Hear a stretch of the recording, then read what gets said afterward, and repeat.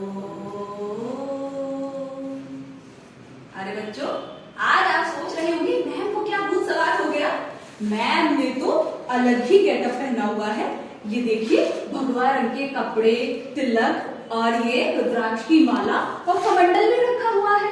आखिर मैडम कर क्या रही हैं इस तपस्वी और इस अपने उत्तर प्रदेश की जो हमारी राज्य वेशभूषा है इसको पहनकर मैम कर क्या रही हैं? आज मैं आपको हमारे महान तपस्वी राजा भगीरथ जी की कहानी सुनाने जा रही हूँ। राजा भगीरथ हमारे जो रामचंद्र जी हैं, आप सभी जानते हैं, दशहरा आने वाला है। उनके पूर्वज महाराजा दिलीप के पुत्र थे। उनके परिवार में से सभी लोगों ने अपने पुरखों की राख को गंगा में विसर्जित करने के लिए घोर तपस्या की, मगर किसी की भी तपस्या सफल ना हुई।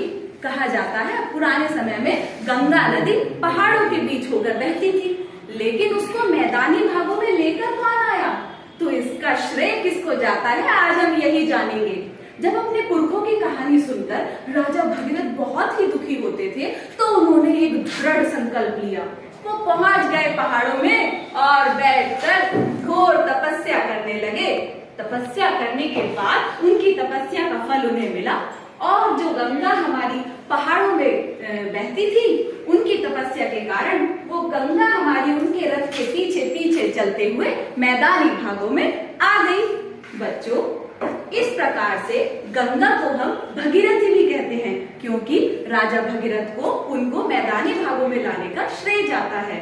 इसी के बाद महाराजा भगीरथ बहुत सालों तक अयोध्या में सुखपूर्वक राज्य करते रहे।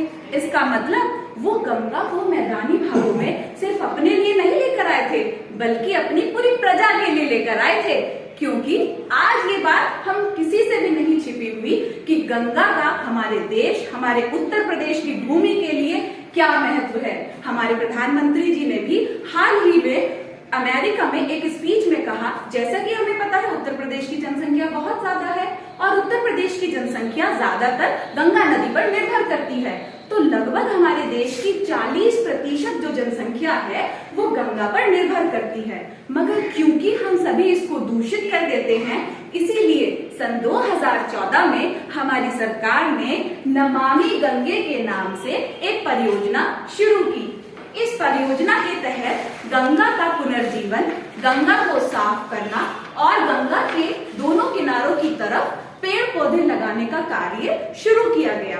गंगा हमारे भारत की सबसे लंबी नदी है और राष्ट्रीय जलमार्ग 1 भी हमारी गंगा नदी पर ही है। हमारे पूरे उत्तर प्रदेश की जीविका, किसानों की जीविका इसी नदी के ऊपर है।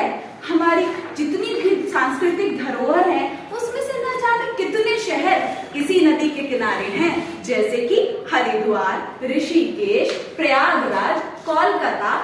तो इसी तरीके से गंगा नदी का हमारे जीवन में जो महत्व है उसी को समझाने के लिए हमें ये भी जानना जरूरी था कि राजा भगीरथ जो है गंगा मैया को धरती पर लेकर आए। अब आप सोच रहे होंगे मैम, इस तरीके से पूजा करने से नदी यहाँ कैसे आ गई?